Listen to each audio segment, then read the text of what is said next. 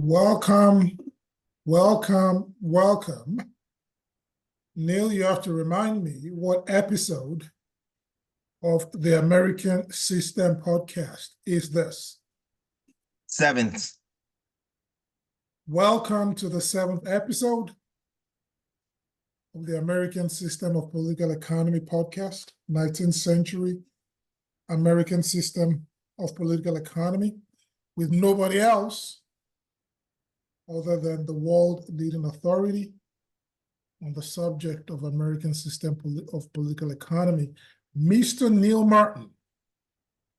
And today, Neil, as always, never fails to come up with something new, something exciting.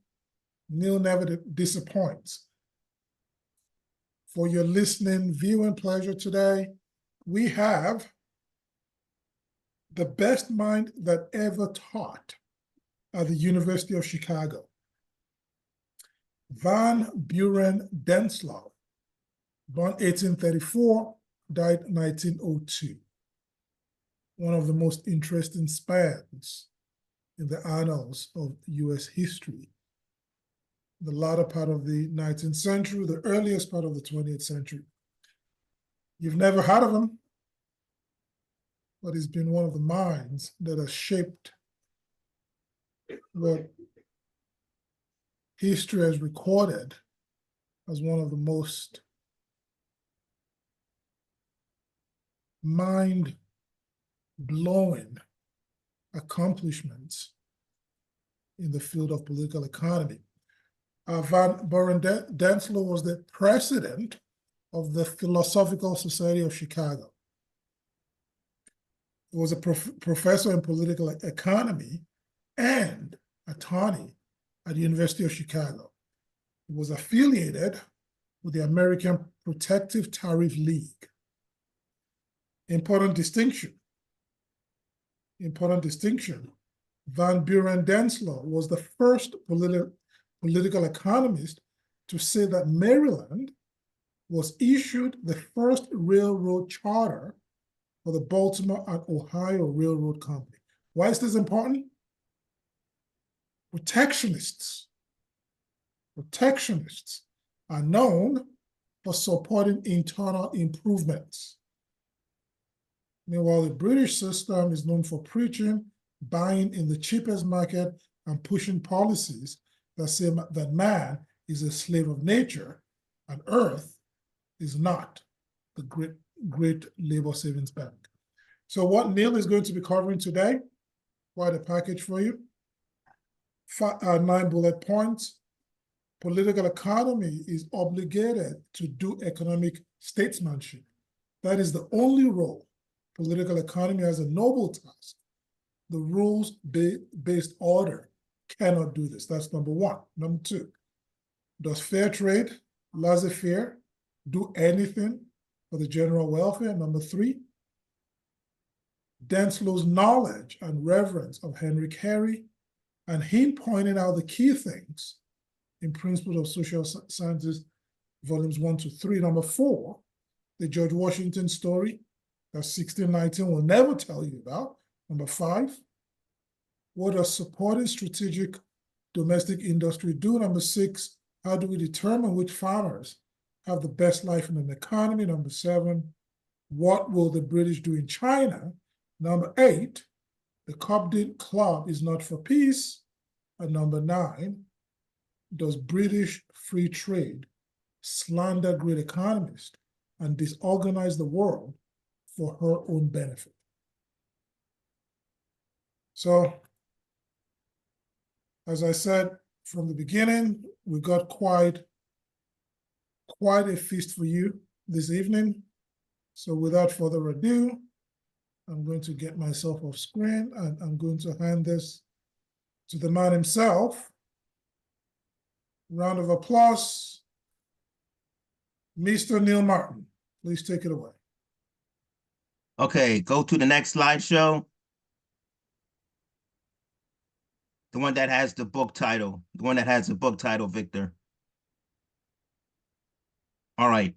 Van Buren Denslow, Principles of of the economic philosophy of society, government, and industry. This book was printed in 1888. This is one of the two best books written in political economy in the 1880s. There's two main books published in the 1880s for political economy. One by William Elder, a student of Henry Carey, and one by Van Buren Denslow, a profound admirer of Henry Carey. And this presentation is entitled Political Economy is an Art. Okay, so next slideshow, Victor. Next slide. Okay, so political economy gives man the biggest responsibility. Okay, so responsibilities show the powers of human beings, right? And if we take a look at free trade versus the American system of political economy, what type of responsibilities does free trade want man to have? Or say, these are your responsibilities, right? The responsibilities that free trade wants mankind to have limits him. And if it limits him, it's sure as hell gonna limit government, right? And it's gonna limit the powers of the professors, the economic professors, and what they're going to convey to their students.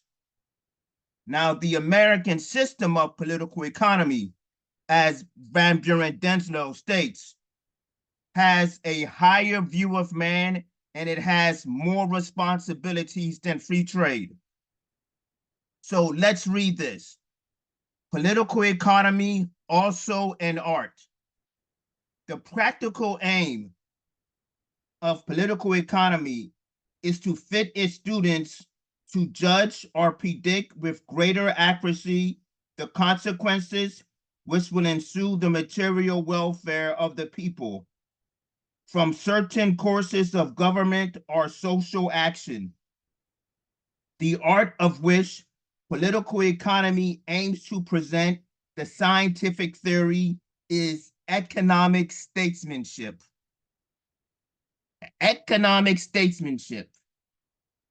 The role of the political economist, the political economy professor, is to have his or her students be able to forecast with grand accuracy what are going to be the consequences of government or social action. This reminds me of Lyndon LaRouche, right? This whole presentation of Van Buren Denslow, I'm going to be going back to Lyndon LaRouche. LaRouche was the foremost advocate of the American system of the late 20th century and early 21st century.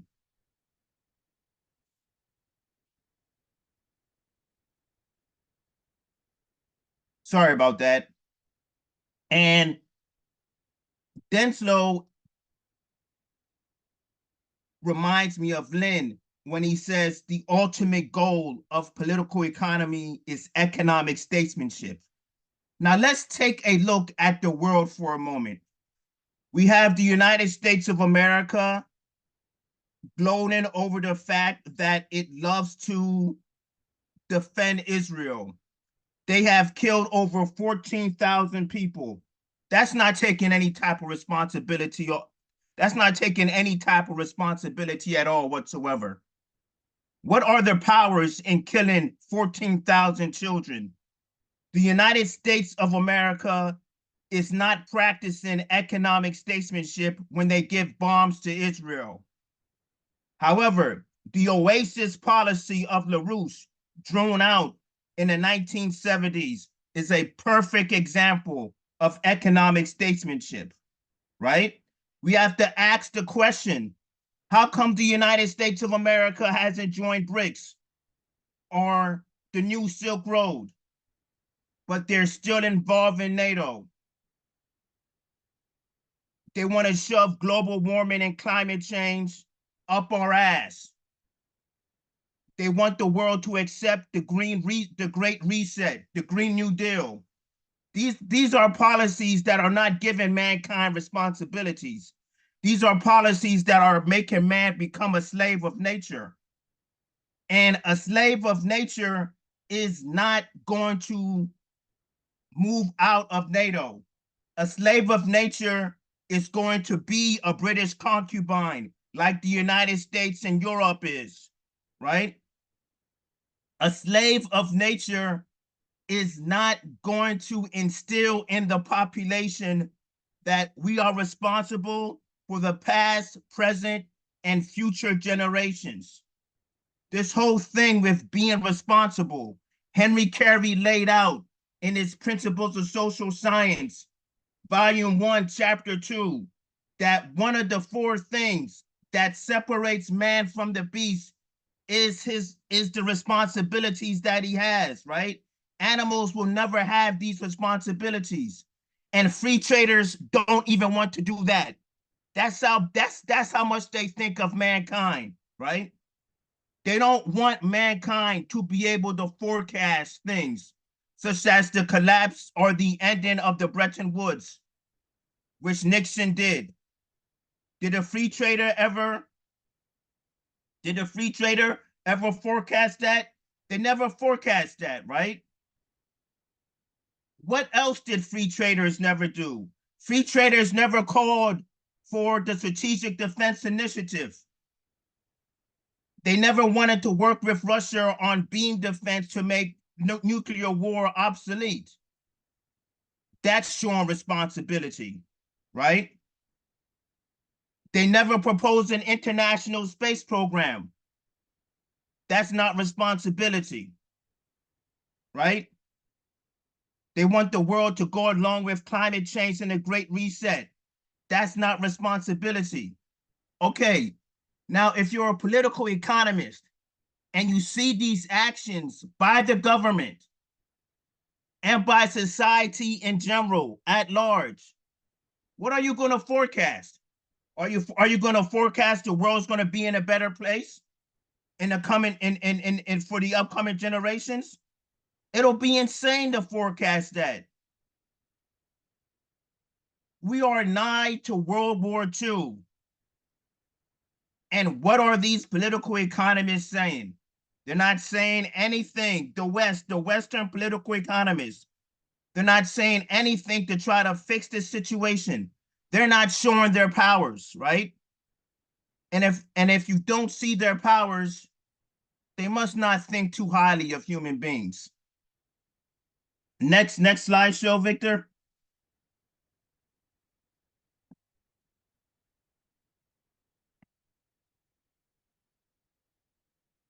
Protection, not free trade, is in it for the general welfare. Industries must be unprofitable as well as desirable to merit state action.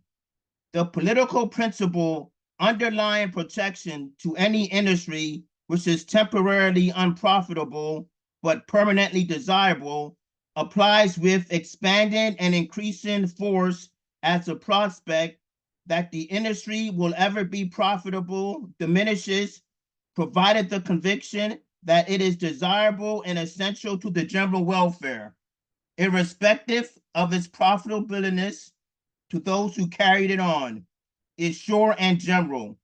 It is on this ground that the state in different countries become the active promoter of education, religion, charity, amusements, and internal improvements.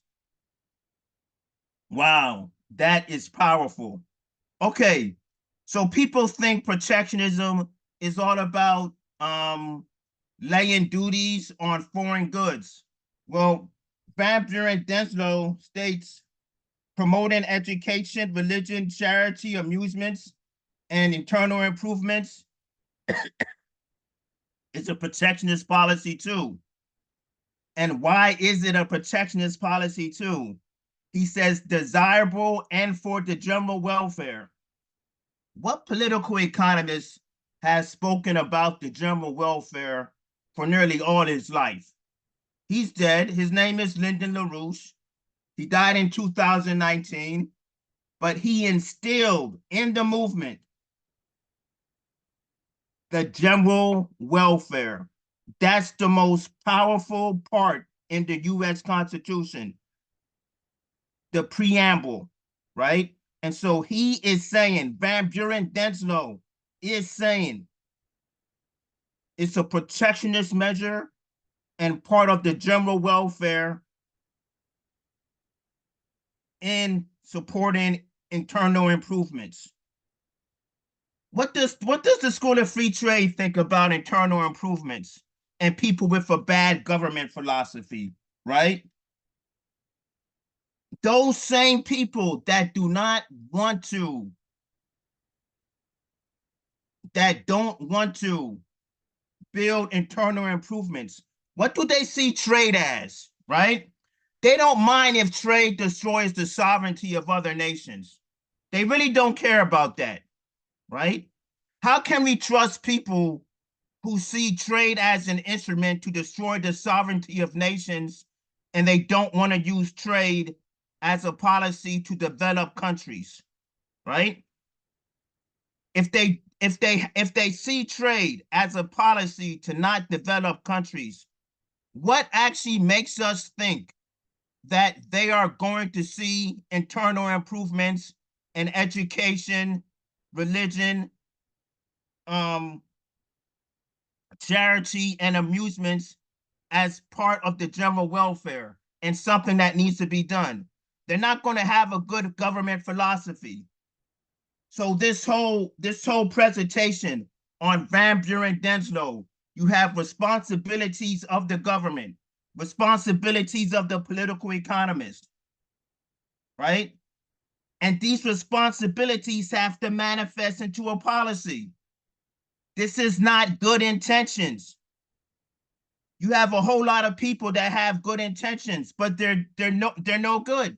They're like AOC. AOC supposedly had good intentions. They're not good intentions by me, because she has no ideas. Who gives her ideas? She is supporting Joe Biden, Genocide Joe. Joe Biden has not one single ounce of statesmanship in him.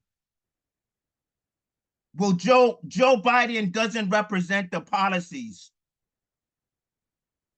and the ideas of Van Buren Denslow or the American system, right?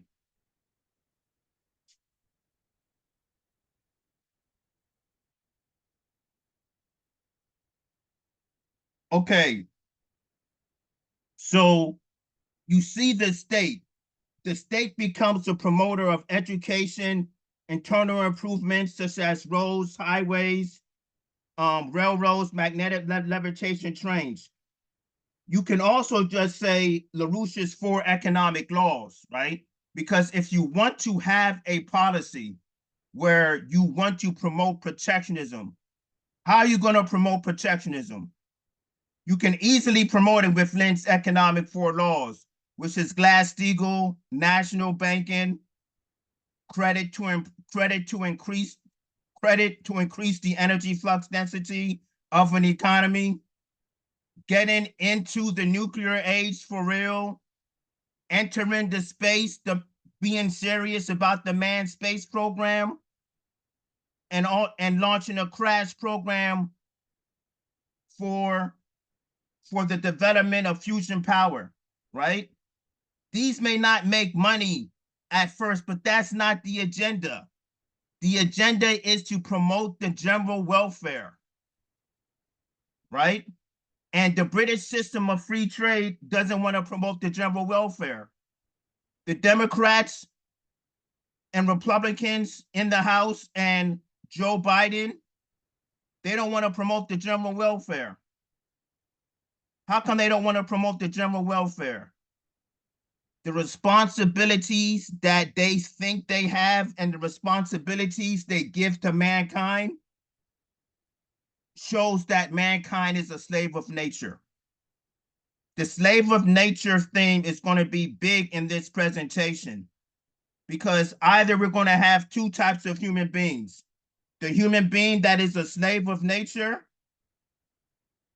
or the human being that sees Earth as the great labor savings bank?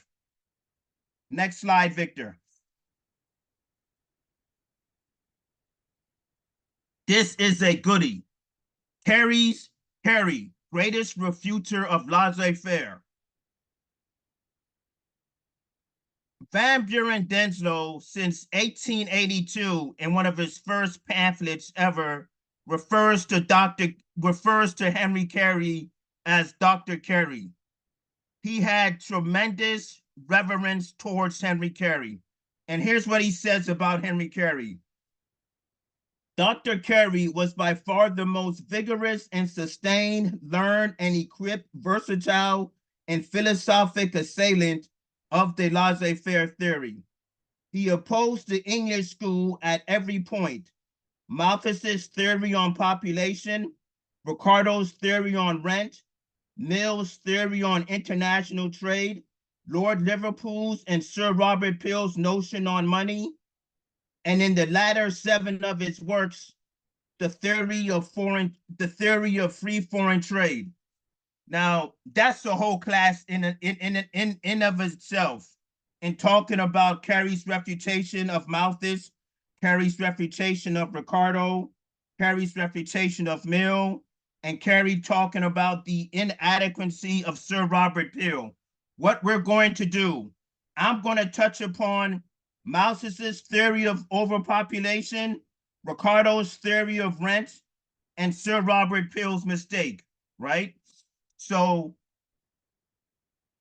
Thomas Malthus in his overpopulation theory states that the human population would outpace the food production of the earth. So he's essentially saying that God created a creature or human being that is not going to be able to sustain life or to provide futures for upcoming generations, because he's going to be unable to get the most out of the land. He's not going to be able to be fruitful, multiply, replenish the earth, and subdue it. Henry Carey throws that argument out, dumps it out. How does he dump it out? Well, we're going to go to David Ricardo, right? Because you got to put Malthus and Ricardo in the same basket, right? So we have David Ricardo. David Ricardo, to me, is the most evil economist of the 19th century, right? David Ricardo is known for his rent theory. I focus on his view of earth theory and his land theory, right? And what you got to understand is that Thomas Malthus's overpopulation theory is his land theory. It's also his view of the earth, right? So David Ricardo in his land theory states that mankind first habitats the highest yielding soils first.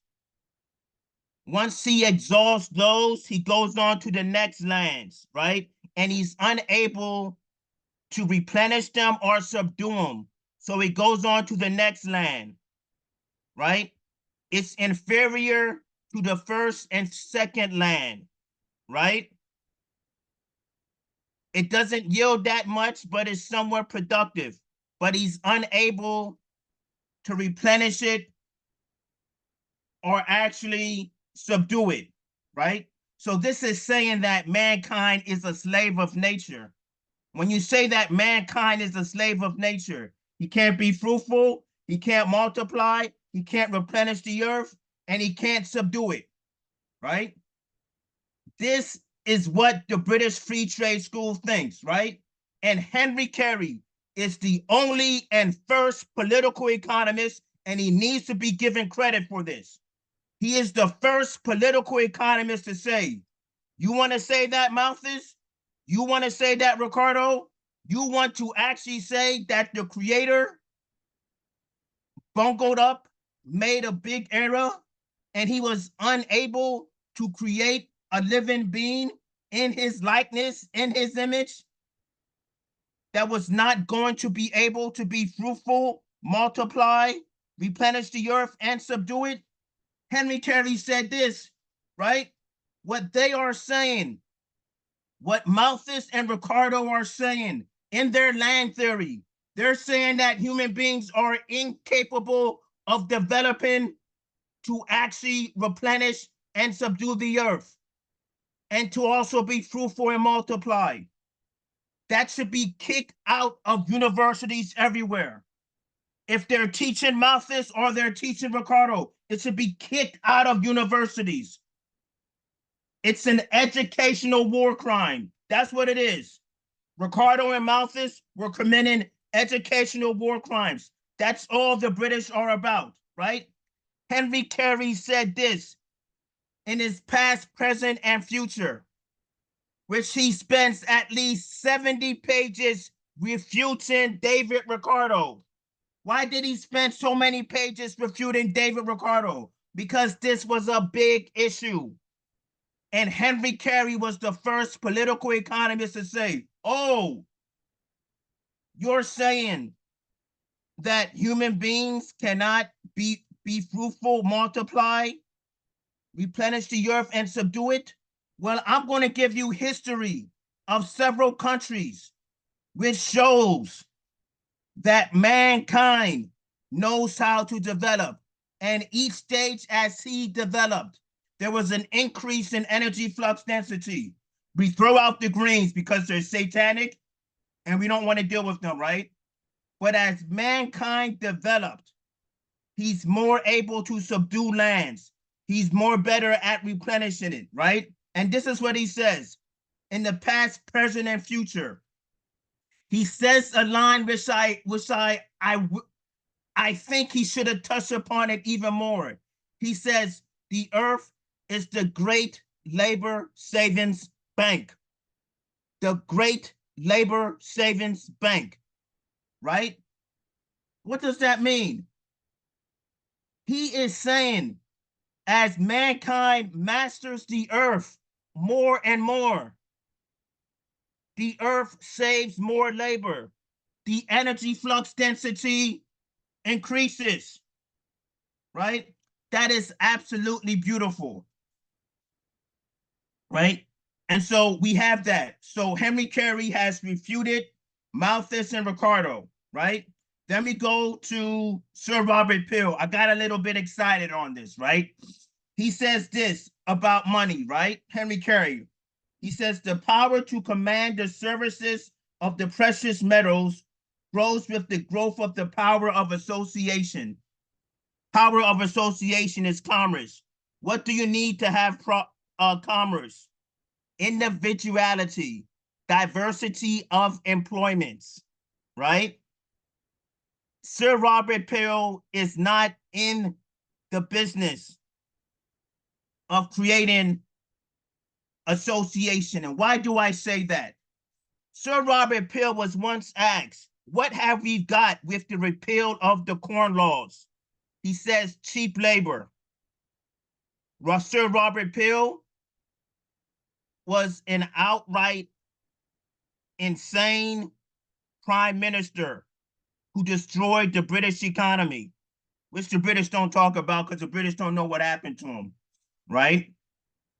Sir Robert Peel, Henry Carey said this about Sir Robert Peel. He said he didn't know if Sir Robert Peel knew the difference between transfer of money and circulation of money. Transfer of money and circulation of money. Okay, what's transfer of money? Well, if you have a trade imbalance with a nation, you have to pay them more money, right? That's a transfer of money. If you have foreign trade up the wazoo with foreign countries, you can have foreign trade, but too much foreign trade is going to give you transfer of money, right? Circulation of money. What's circulation of money? Circulation of money must mean you have domestic commerce in your country, right?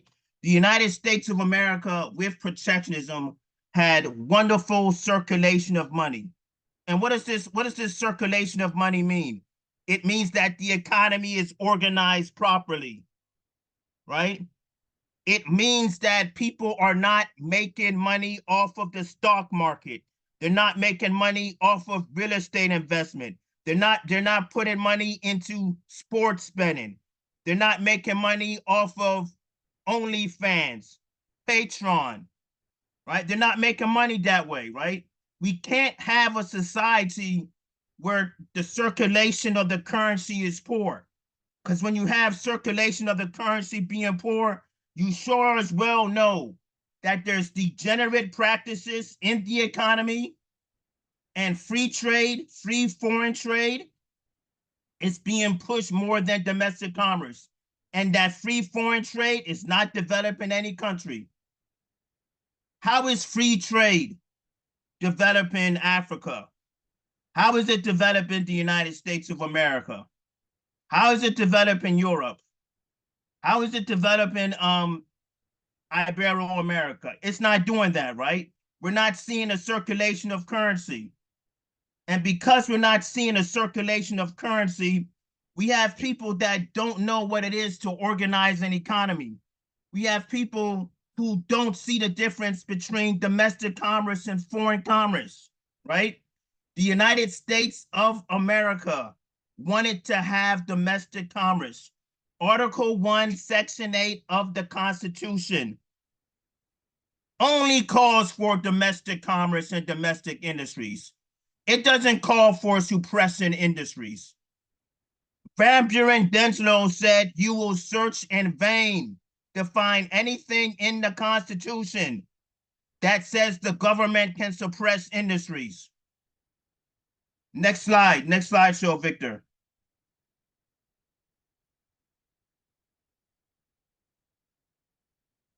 Okay, now we have George Washington. And Victor said that this George Washington story is something Project 1619 will never tell. It's because they hate America so much.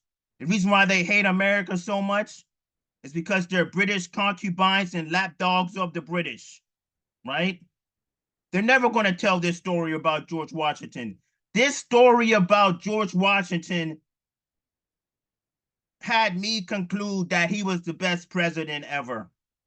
With this story right here, I said, this seals it. All right. The George Washington only the American system knows.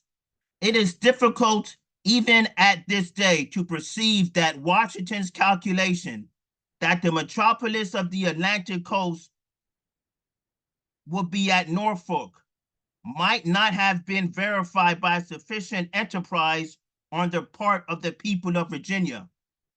Washington urged the legislature of Virginia to build a canal connecting the Ohio River and the James or Potomac so as to place the outlet at Norfolk. His advice was not heeded. Subsequently, New York, under the leadership of DeWitt Clinton, constructed the Erie Canal, connecting Lake Erie at Buffalo with Hudson and Albany. Then a stupendous feat of state enterprise in finance and civil engineering. As I said again, the British concubines of 1619 are never going to tell that story, right? George Washington is saying Virginia should be the metropolis of the Atlantic coast. But you know, Virginia had a problem, right? They had a problem called the Thomas Jefferson disease. Thomas Jefferson may have not been the governor of Virginia or in the state legislature. I don't know. But what was the Thomas Jefferson disease? No financing of internal improvements. None whatsoever, right? Guess who said no to financing the Erie Canal as president? Thomas Jefferson. So we see that there's a drastic difference between George Washington and Thomas Jefferson. If people want to say, oh, Washington and Jefferson owned slaves. They're the same. They're a bunch of idiots and jabronis, right? So here we have George Washington. He wants Virginia to be the metropolis of the Atlantic coast by having a canal, the James or Potomac River being linked to a tributary river of the Ohio River. And the Ohio River goes down into the Mississippi. Ultimate statecraft. And what did Virginia decide to do? Which later became a stronghold of the slavocracy. We're not in the business of finance and infrastructure. Now, you know, the stupid slavocracy and the Confederacy, whatever they want to say, they said, well, the reason why we don't want to finance internal improvements in the North is because we don't want to give the North more power than us. If Virginia built a canal that linked the James or Potomac River to a tributary river of the Ohio, I'm going to say something. There would never have been slavery. That's what I think, right? Because Virginia would have been on top of its game, right? They want to be British concubines, right? And George Washington didn't want that. George Washington wanted Virginia to be developed, but the Thomas Jefferson disease stopped that. What do people know about Virginia today? What do they know about Virginia today, right? All I can think about is the license plate of Virginia, Virginia for lovers. It should be called Virginia for jabronis. Complete idiots when it comes to statecraft, right? And DeWitt, going back to DeWitt Clinton, what Van Buren Denslow is saying about DeWitt Clinton. What school of political economy sees DeWitt Clinton highly? It's not the free trade school. It's not communist. It's the American system of political economy. This thing about George Washington, this story is an excellent economic history story. It's excellent for economic history. Victor, next slide.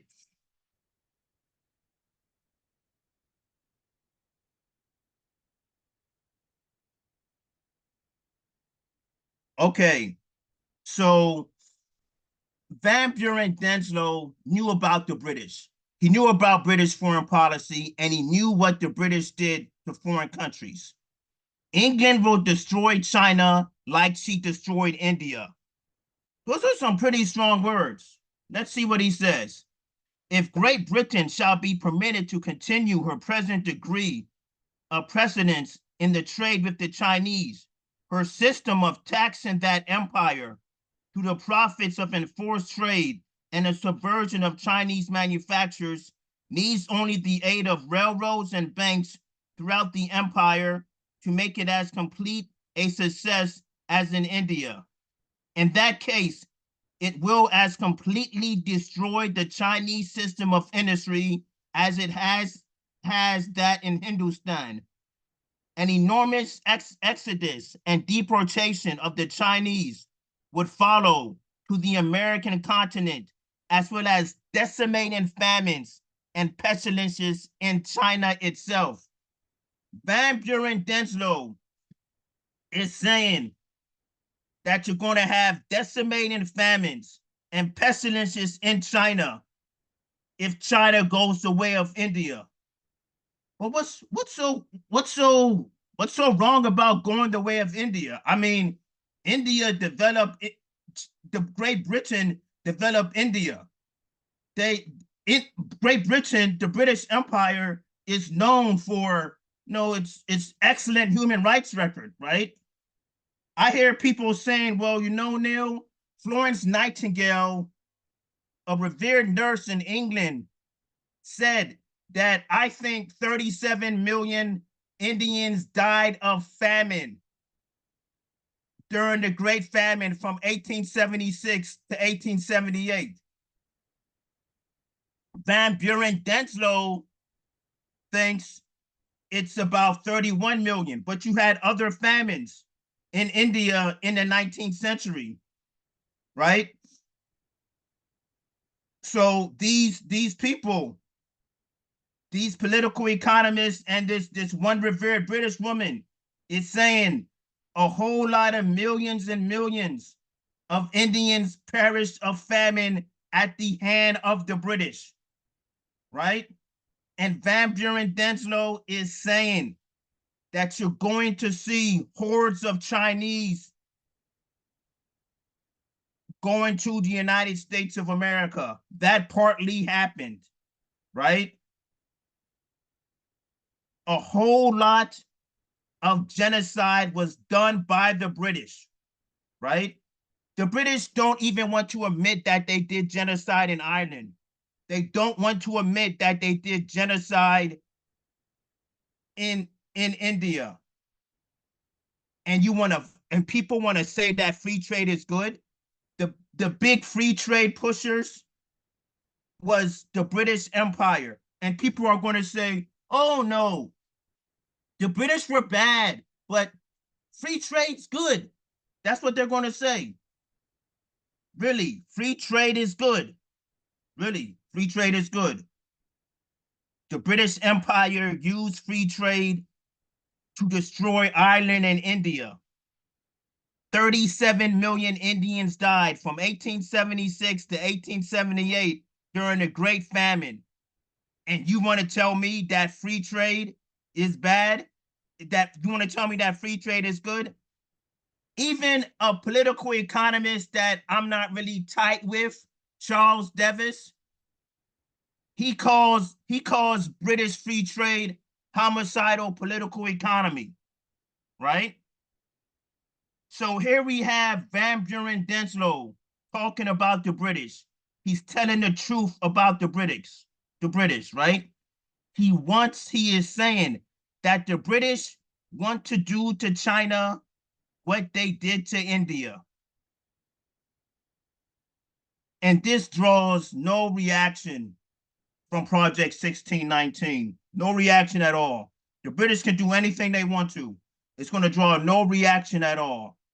I'm going to state again, from 1876 to 1878, Florence Nightingale is of the opinion that 37 million Indians died of famine. 37 million. And whenever anybody thinks of the British, they never think that. Something's wrong with that. Next slide, Victor. Oh, no, we'll go for a break.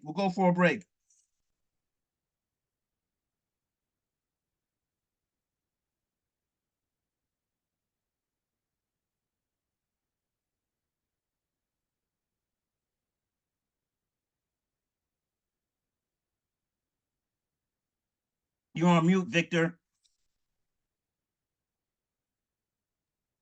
All right, folks, this is going to be a really short break. Because we have a condensed program tonight. I think we're about halfway through. It's already 8:30. And I am as interested as any of you in finding out more about Mr. Desnlow. So Neil, if you're ready to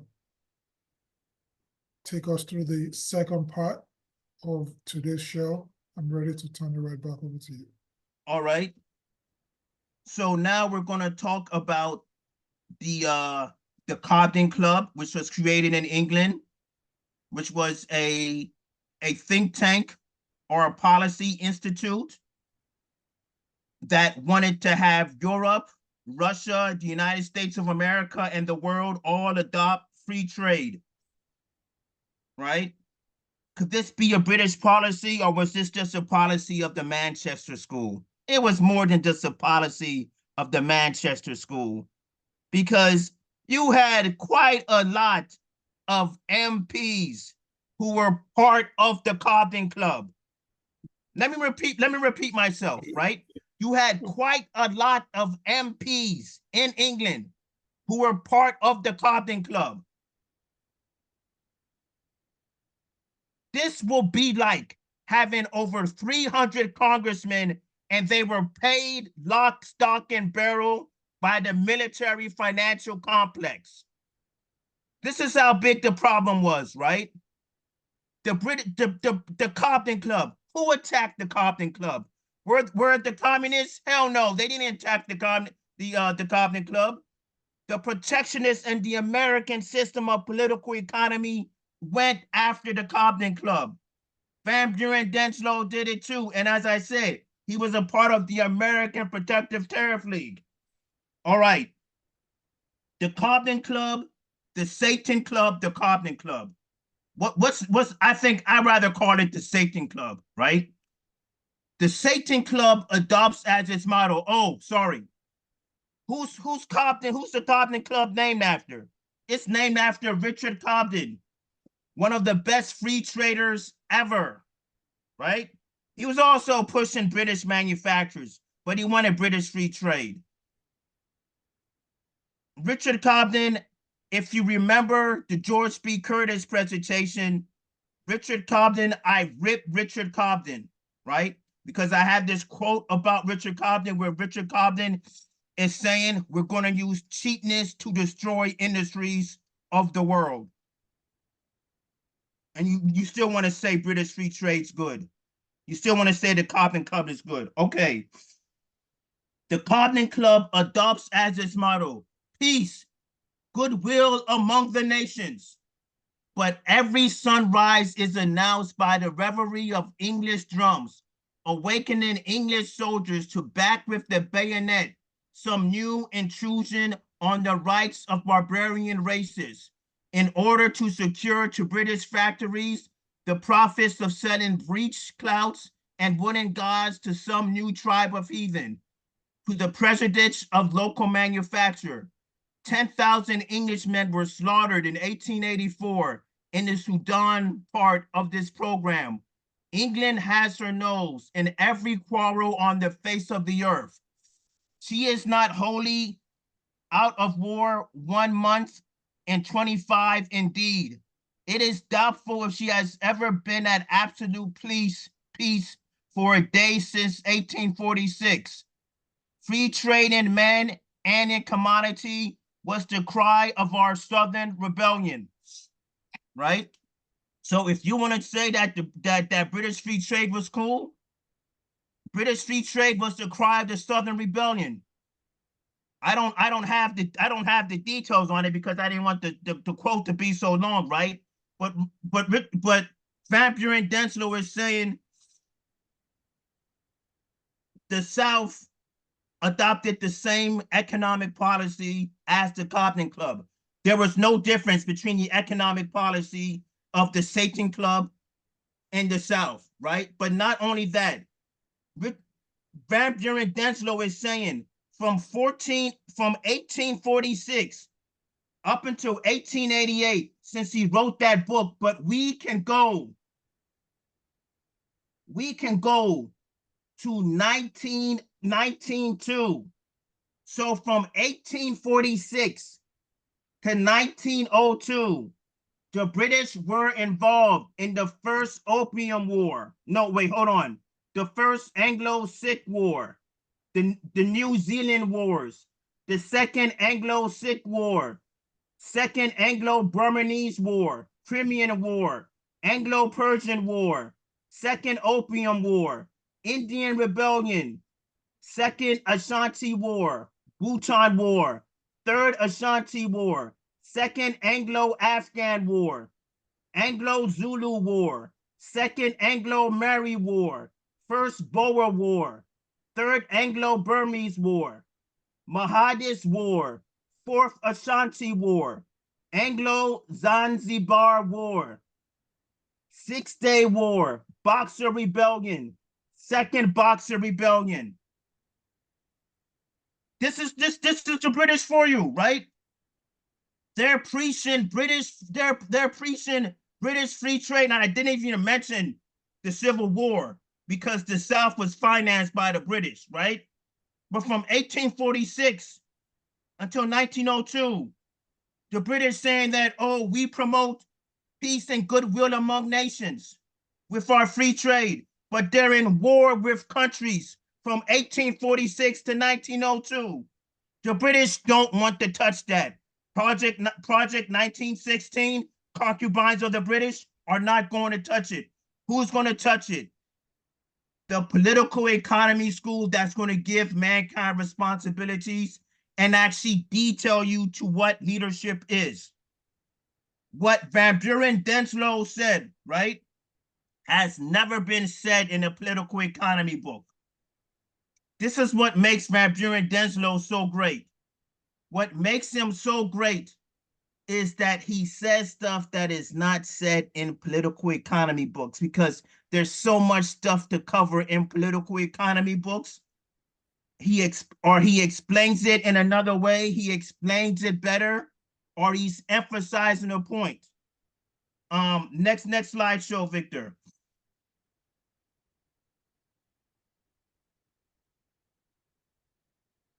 Okay, this slideshow is going to be about how you organize an economy, right? And when you organize an economy, you want to make sure that you take care of the strategic industries, right? Strategic industries, right? William Sumner, a British free trader, probably part of the Cobden Club. I need to look into that. But William Sumner, a British free trader, well, he was an American, but let's call him a British free trader, right?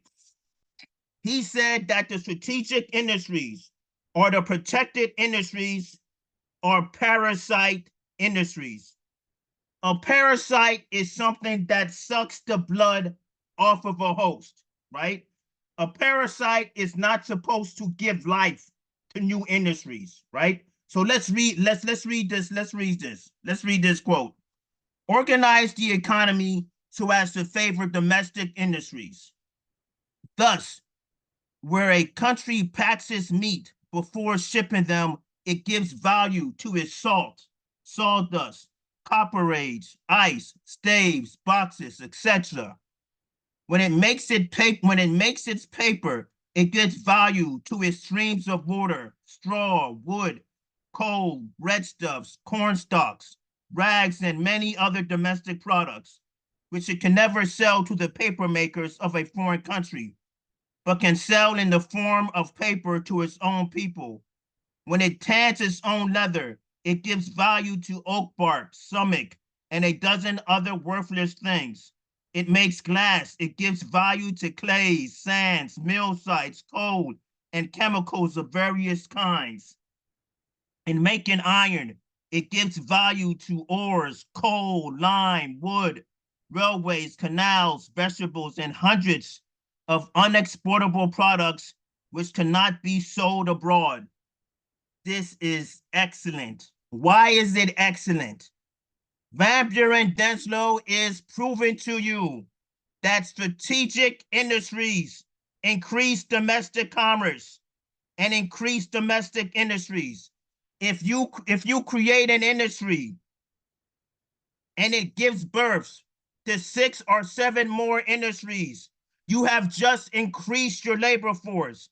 You have just increased your diversity of employments. And you have just increased domestic commerce.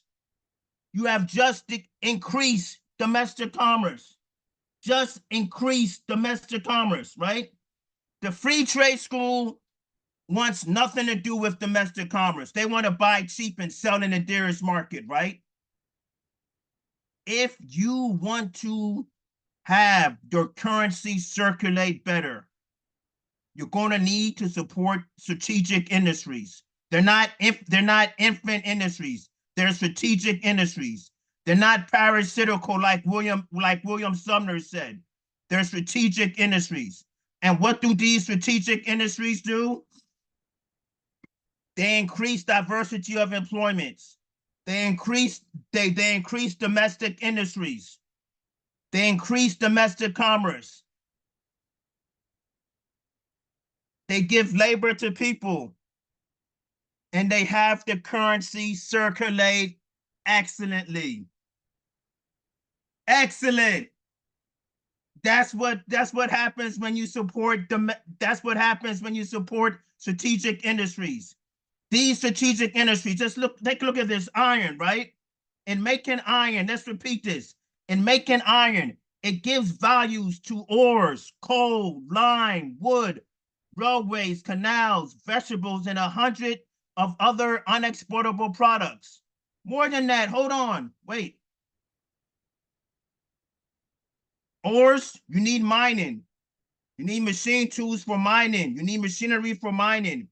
Coal, you need machinery for mining. You need steel railroads, right? We can even say steel, right? I forgot to mention steel. Lime, that needs to be mined. Wood doesn't need to be mined, but you got your sawmills. Railways, that's iron ore, lime, and coal, canals, right? You need machines for that.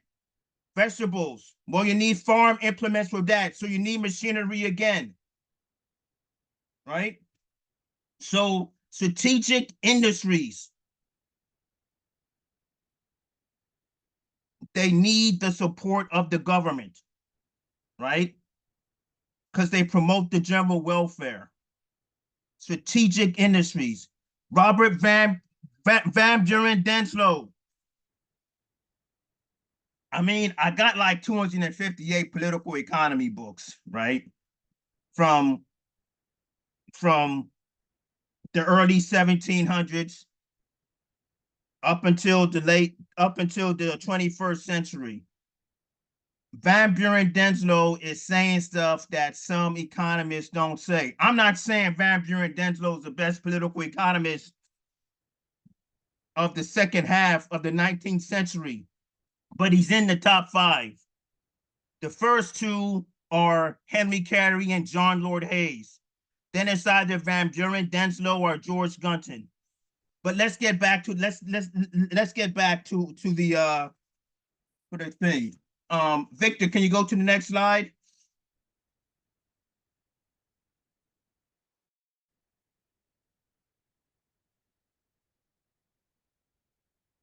All right. Home production is better than foreign production. This piggy banks off of what Van Buren Denslow said previously, right? And he's going to call Adam Smith. There's few incidents in the Wealth of Nations in which Adam Smith is right. The point was stated clearly by Adam Smith in defining the great profit of home over foreign trade. Side by side with this is the claim that the production at home, as compared with the importation, involves 2 domestic consumptions of products instead of 1. Let me repeat that. This point was stated clearly by Adam Smith, as in Adam Smith stated that domestic commerce is better than foreign commerce. In defining the greater profit of home over foreign trade, the home trade, domestic commerce, is better than foreign commerce. This is what Adam Smith is saying. Protectionists had a field day on Adam Smith saying that. There's at least 7 or 8 political economists in the 19th century that either quote Adam Smith saying it or saying Adam Smith stated this. The British free traders didn't know what to do. The only free trader, to my acknowledgement, that said, hold on, we got to do damage control on this, was David Ricardo. This shows you the pure Satanism of David Ricardo, in which he said that don't be concerned about domestic commerce, be concerned about comparative advantage. Now, let me continue the quote. Sorry about that. The domestic consumption of the corn and of the cloth or iron for which it is exchanged, while the importation of the cloth or iron involves a domestic consumption only of cloth or iron and a foreign consumption of the corn. Hence, domestic production as compared with importation of foreign goods involves a double consumption and a double production. Van Buren Denslow is saying that domestic commerce involves a double production and a double consumption and a double production. Free trade, a single consumption and a single production at times, right? So how is that better?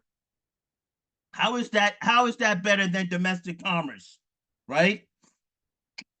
Increasing domestic commerce, consumption and production is the role of a political economist, right? Those are his responsibilities. Free trade does not look at increasing domestic commerce, right? And we have this book, The Wealth of Nations, right? This was published by the Chicago School. What you got to know about the Wealth of Nations books is that they're not uniform, meaning you get one Wealth of Nations book, you can't read it with somebody else because they have a different book, right? So this was published by the University of Chicago, the same school which Buren Denslow was a professor at. It has gone over to Team Satan, the University of Chicago, right? And so this book right here, page 390, 389, and 390, is where Adam Smith contradicts the law of free trade.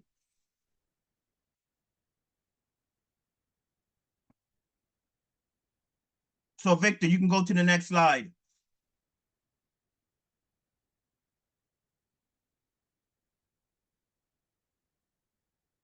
Okay. This is a slide about an agro-industrial economy versus a mainly agricultural economy, which Thomas Jefferson wanted the South to have in the beginning, right? So this agro-industrial economy versus the savage economy, right? And what I'm going to say, right?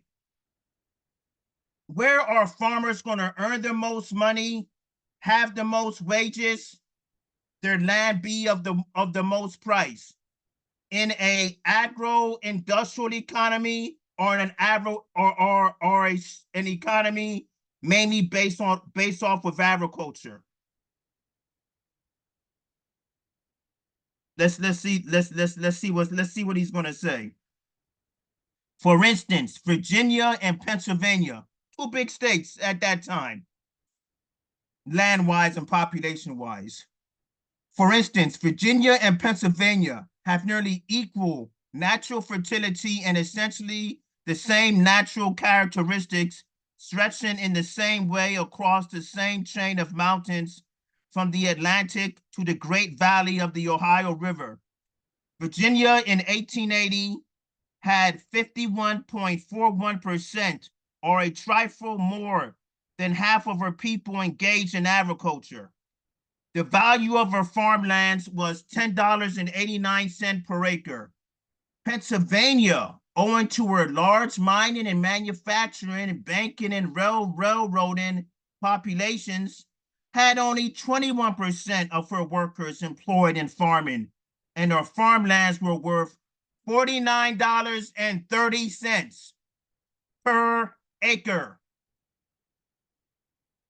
Per acre. Okay, so let's take a look at Virginia. The backwards Virginia, which the license plate says Virginia is for lovers. It should be Virginia for economic backwardness, right?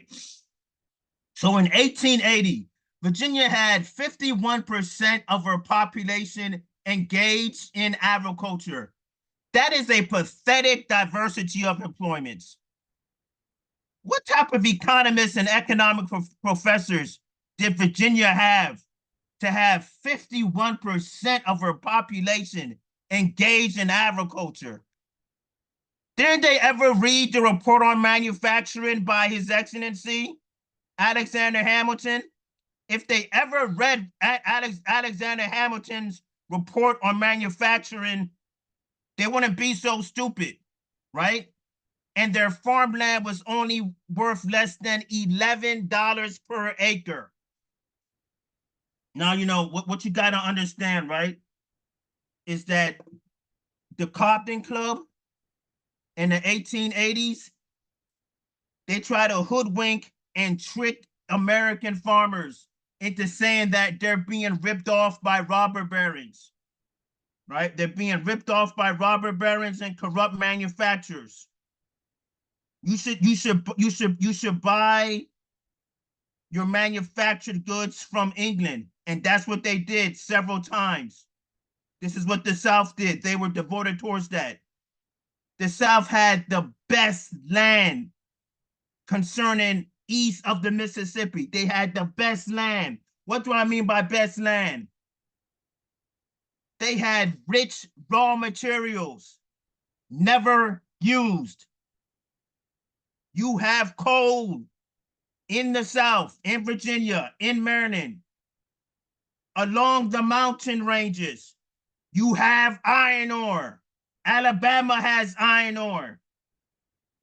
I was reading Henry Carey one day, and Henry Carey starts talking about there being iron ore in Alabama. I said, damn, I didn't know that, right? Do Americans know that there's iron in Alabama? I don't think so, right? So we take a look at Pennsylvania. Pennsylvania is the Keystone State. It's the home of Henry C. Carey. It's the home of Pig Iron Kelly. But let's just focus on Henry Carey, right? That's the protectionist state, right? And the protectionist state, 21% of her population were engaged in agriculture, while the rest of them were engaged in mining, manufacturing, banking, and railroading, right? They had a diversity of employment. The farmland was worth $49.30 per acre. And someone wants to tell me that an agricultural economy is not suited for the United States of America, and that the United States of America, if they lose in the manufacturing race, they can be an agricultural economy. Where we take a look at Virginia, 51% of our population was engaged in agriculture. And the land was less than $11 per acre. How much would the land cost if 90% of the population of Virginia was invested in agriculture? Farmland would be dirt cheap. But hey, the free traders don't care about that. William Sumner doesn't care about that. Right? So here we have Van Buren Denslow, right? Van Buren Denslow gets these statistics. Where did he get these statistics from? A free trader? A communist? No. He gets them from Jacob Richard Dodge. Who is Jacob Richard Dodge? Jacob Richards Dodge is a protectionist in the 19th century who did a whole lot of statistics, and he wrote a book about the farm and the manufacturer. He has economic diagrams showing what happens when you have a state whose farm population is big. What happens to a state when its farm population maybe like 30 or 35% or 40-something%, or when the farm population is like in its 30s%, right? Or Pennsylvania's 20%, right? And it shows you something. What it shows you is that the agro-industrial economy, the farmers are paid more and the land is worth more.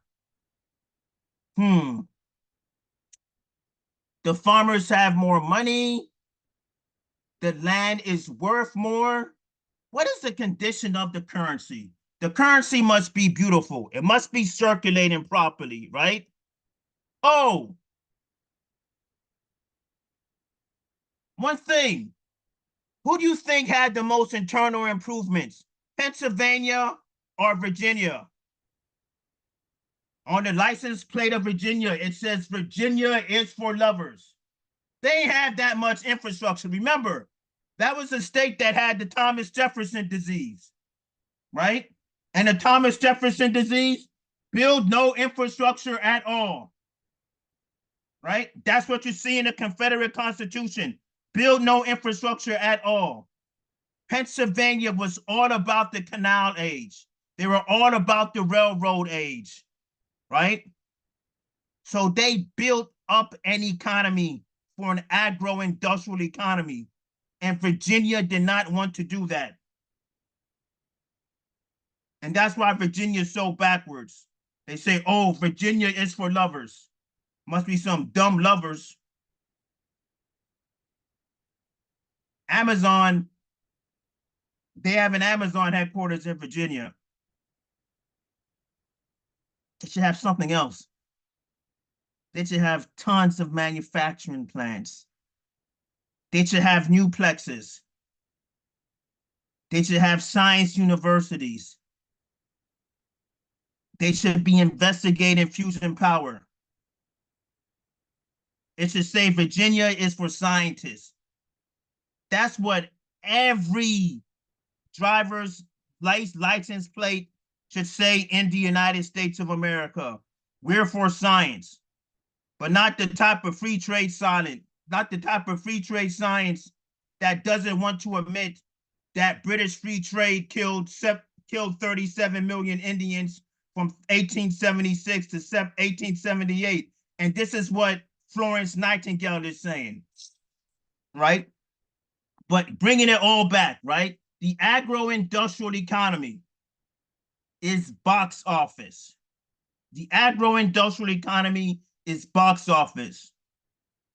An economy that's mainly agricultural, doesn't have association, doesn't have individuality, doesn't have responsibility before God and his fellow man, doesn't have the capacity for progress. This all comes from Henry Carey, right? And so Van Buren Denslow has done political economy good. Next slide show, Victor.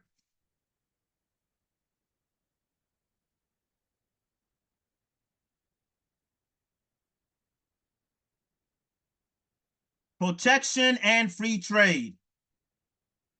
So Van Buren Denslow is going to be talking about what's the difference between protection and free trade.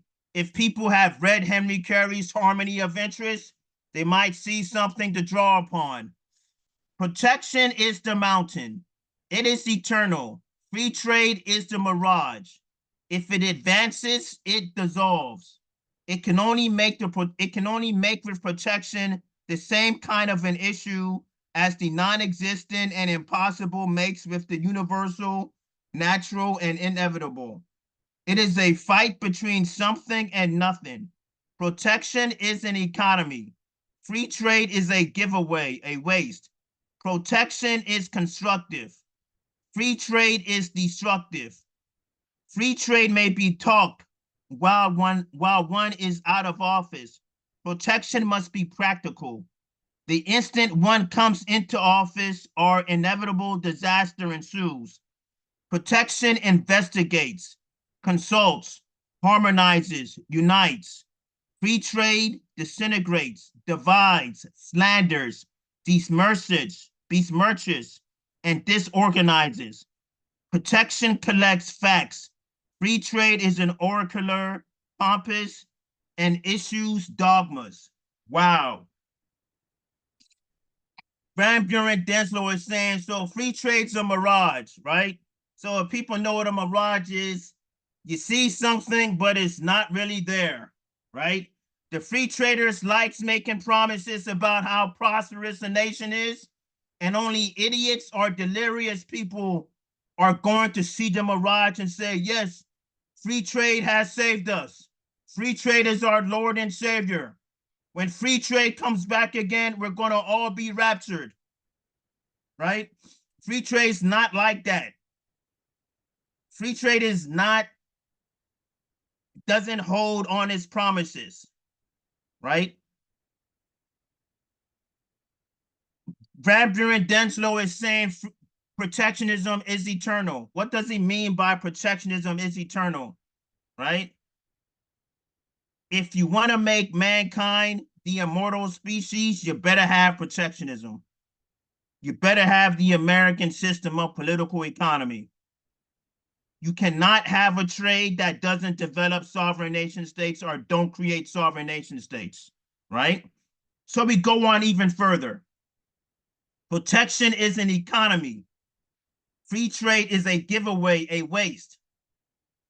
Okay, so if we take a look at Virginia, we take a look at Virginia in the 1880s. 51% of the population was engaged in agriculture, right? 51%. The land was valued at less than $11 per acre.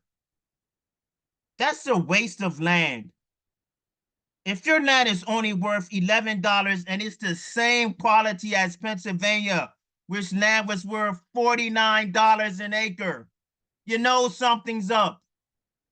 The Virginia land was a waste. They were wasting it. They were wasting its potential.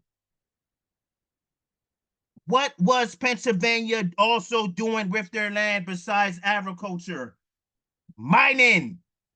Something the South was not so much into. If they were, it wasn't that much. Manufacturing, building internal improvement projects. That's not wasting your talent, right?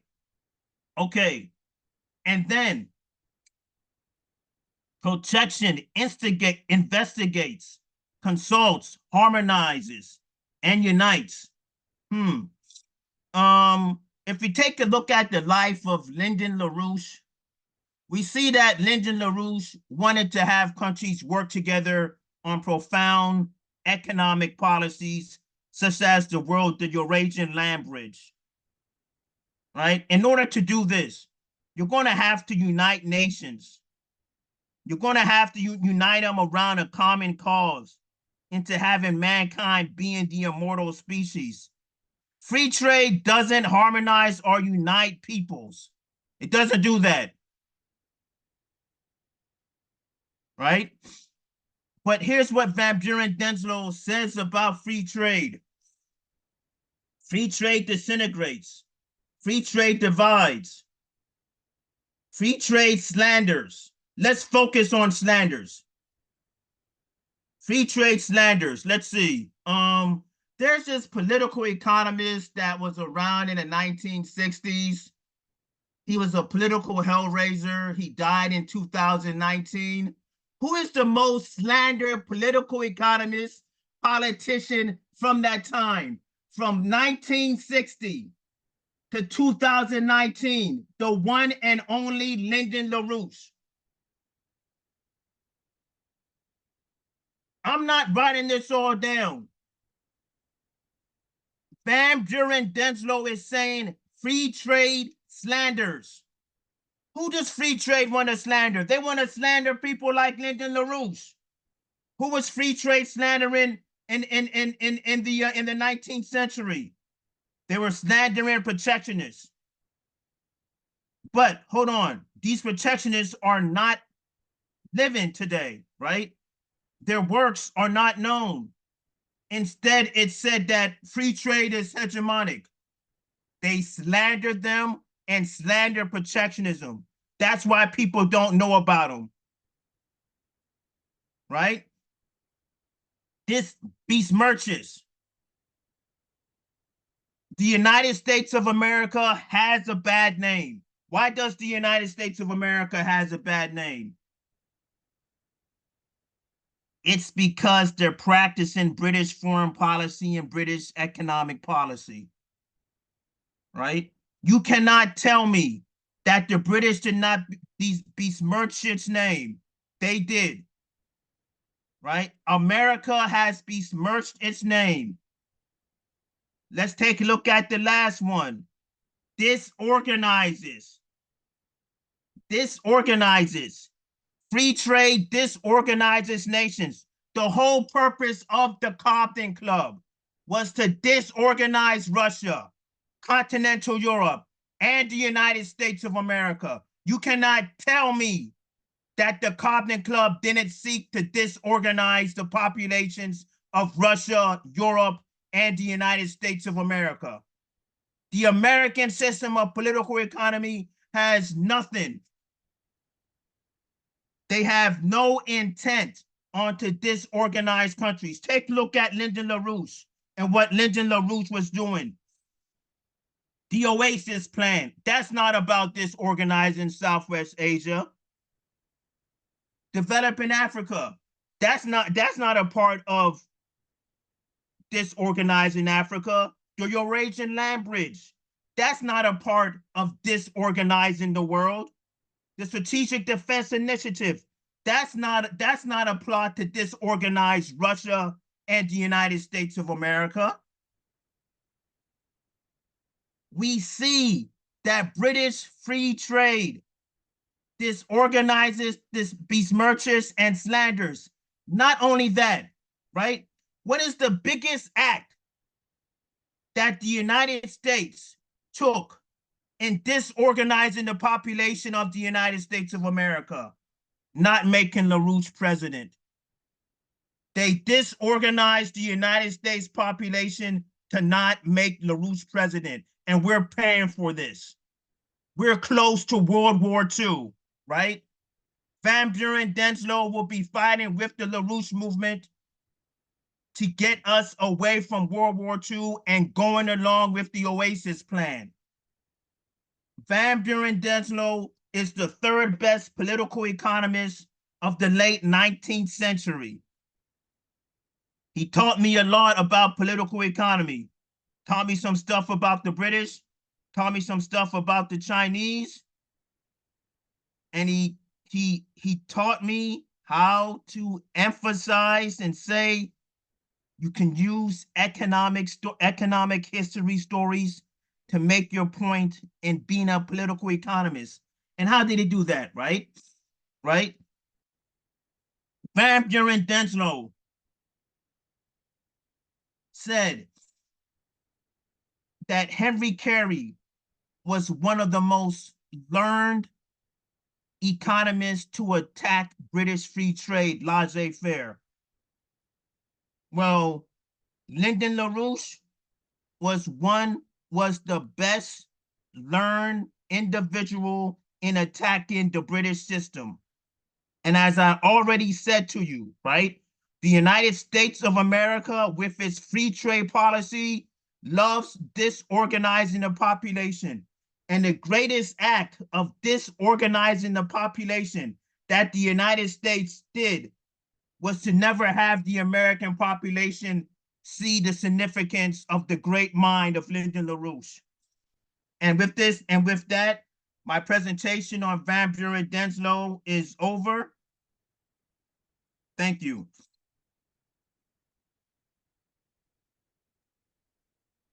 You all heard it from the horse's mouth. It's the world's leading authority on the subject of American system of political economy, breaking it down and introducing us to another one of those giants of the 19th century, Van Buren Denslow. So far so good. We're 7 episodes in. So Neil and I will consult between now and when the next episode comes, straight to wherever you get your podcast. So that will be sometime in the month of May. And we'll come up with something to keep you excited, to keep you yearning for more, to keep you longing to learn more about this really, really important subject, not just for the United States, but for all of mankind, the American system of political economy. On that note, I want to say thank you for joining us. I'm looking forward to hosting you again for episode number 8 of your American System of Political Economy podcast.